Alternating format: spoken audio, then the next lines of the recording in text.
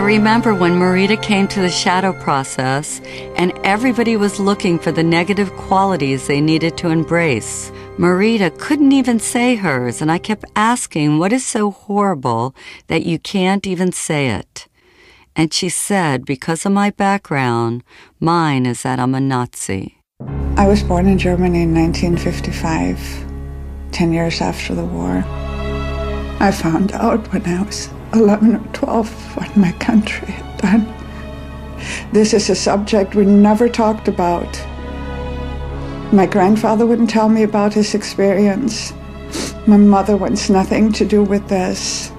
I'm not the only German that holds this and lives this and hides this. And I found many ways to sabotage myself from ever tasting power or success because Hitler was successful to coming to power, and that power was horribly abused.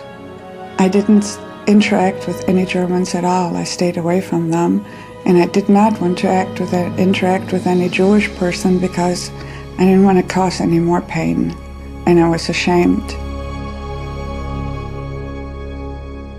Samya was willing to shine light on the darkness and willing to take back her own projections for the good of all humanity. In 2006, when Israel bombed Lebanon, at the time I was trying to evacuate members of my family and try to bring them over to the US, and there were no news. You needed to figure out how to reach to them. I became so angry again because here is my family and the bombing. One day I was watching TV. I saw girls crying, little girls. I saw they were Lebanese girls. And of course, every time I saw like Lebanese kids being bombed and everything, I was really, really angry. I was like, yes, yes, yes, like bomb the bastards kind of thing. And at the end, I realized they were reporting from the Israeli border, on the other side of the border. And they looked exactly the same as the Lebanese girl that were killed on the other side of the border. And I saw the pain. And that day I made a commitment to myself that I will no longer tolerate that kind of cruelty, irrespective of which side of the border it's happening.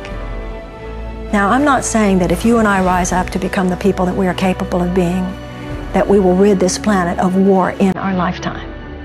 But I believe with all my heart, we will achieve enough this lifetime that humanity will go in that direction. It's embracing authentically who you are and not being ashamed of it. There's nothing to be ashamed of because everybody has a shadow. If somebody doesn't, they must be pathological. When I'm leading the shadow process, it feels like my own journey has come full circle. I've been very judgmental over the years. I was having some really dark dreams about you last night. They're all true. When we embrace our totality, we experience freedom. My heart feels as big as my body. It's no longer like little anymore. It's like, it's me. And embrace it with love. Love, because that's what we're here for, to give and receive love. Can't even believe that's you, Margaret. I figured out who you were. I remember. If I hadn't faced my darkness, I never would have found my light.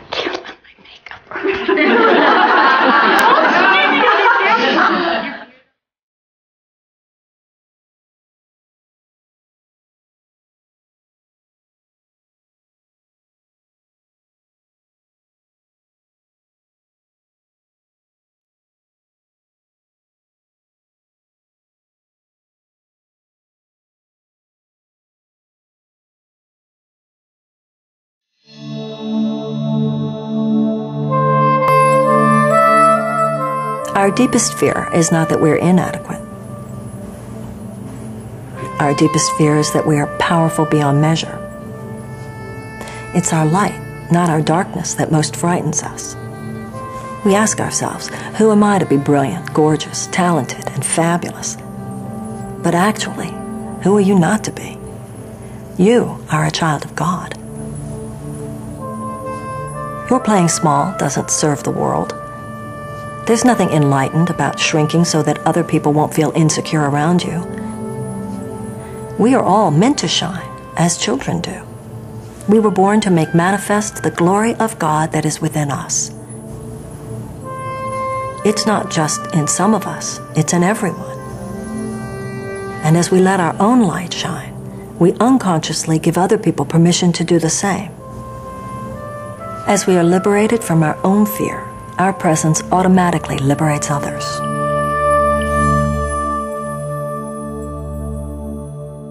Consider the story of the Golden Buddha. In 1957, a monastery in Thailand was being relocated and a group of monks was put in charge of moving a giant clay Buddha.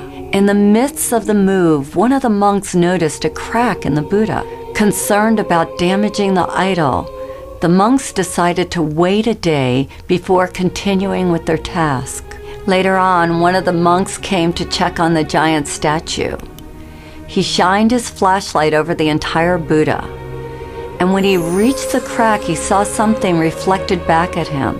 His curiosity aroused, the monk got a hammer and a chisel and began chipping away at the clay Buddha. As he knocked off piece after piece of clay, the Buddha got brighter and brighter. After hours of work, the monk looked up in amazement to see standing before him a huge solid gold Buddha.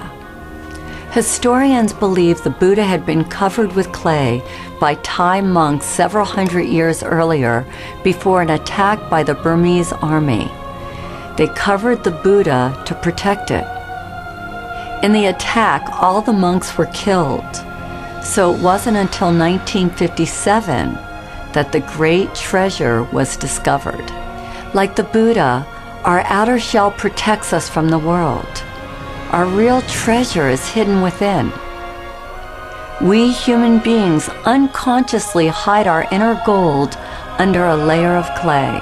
All we need to do to uncover our gold is to have the courage to chip away at our outer shell, piece by piece.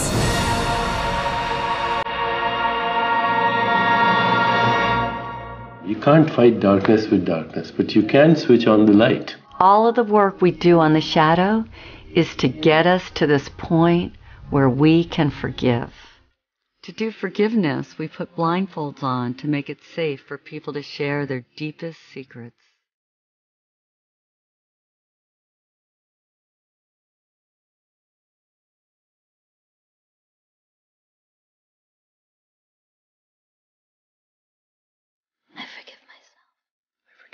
I forgive myself for not finishing college. I forgive myself for beating up my sister. I forgive myself. I forgive myself for hating my body.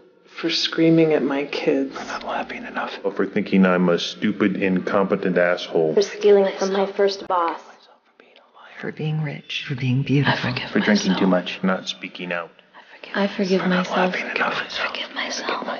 For lying. For cheating. Binging on my diet. I forgive myself.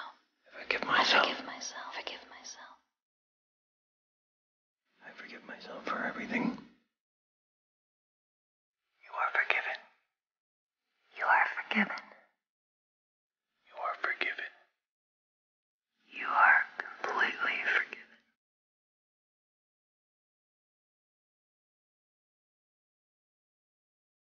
I think a lot of people are very afraid of their shadow.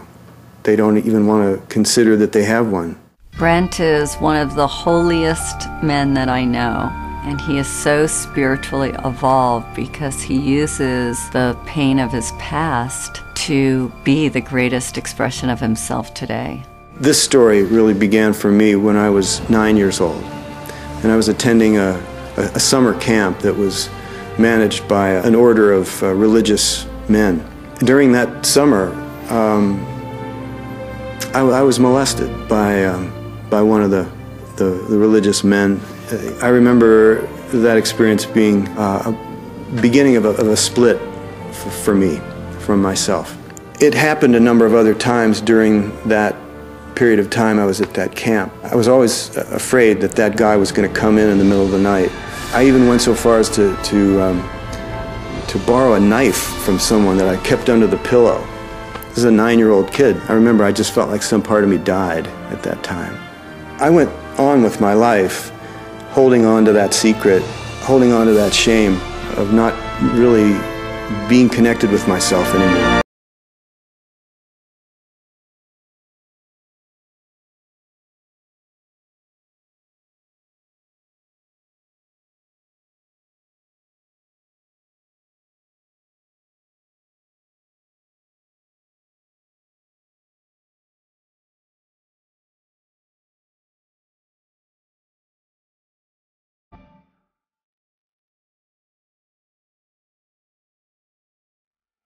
People need to know that they can get help,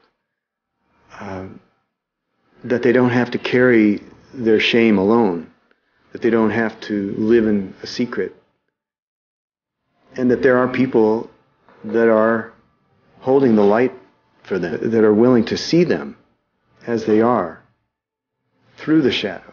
It's the only way to see yourself, is to look at the light and the darkness, and to embrace it. I use that analogy of being like a drowning person, where someone's holding your head underwater, and at some point you realize that you have to be the one that fights your way back to the surface.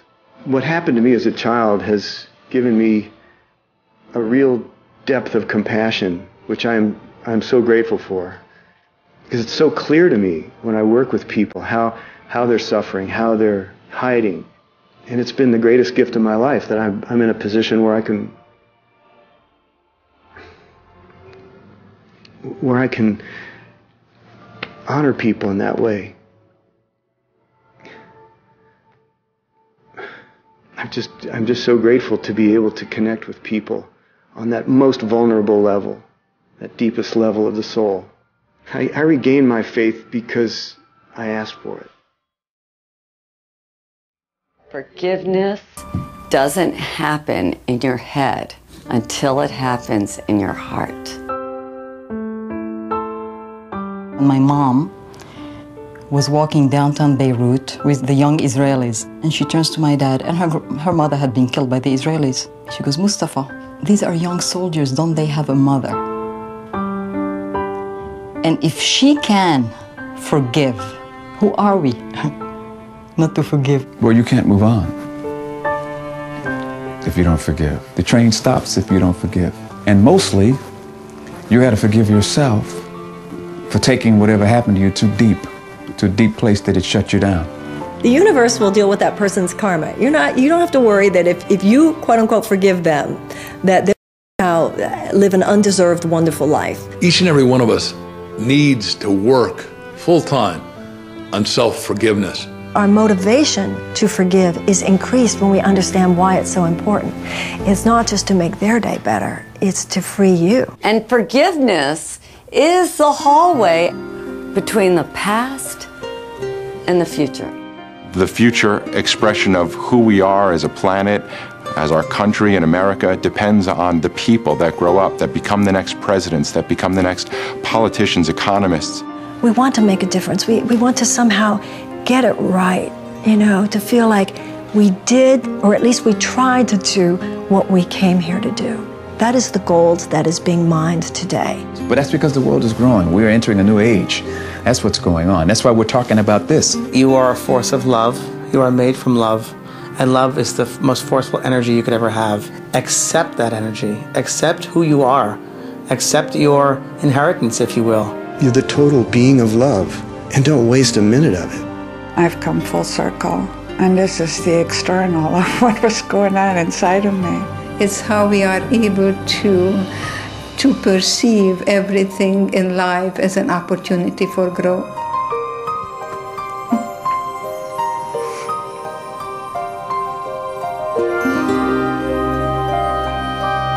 I got married, I have 3 children and 5 grandchildren and 1 great-grandson, and that's the best revenge to Hitler. You are here. You and I are here, yes.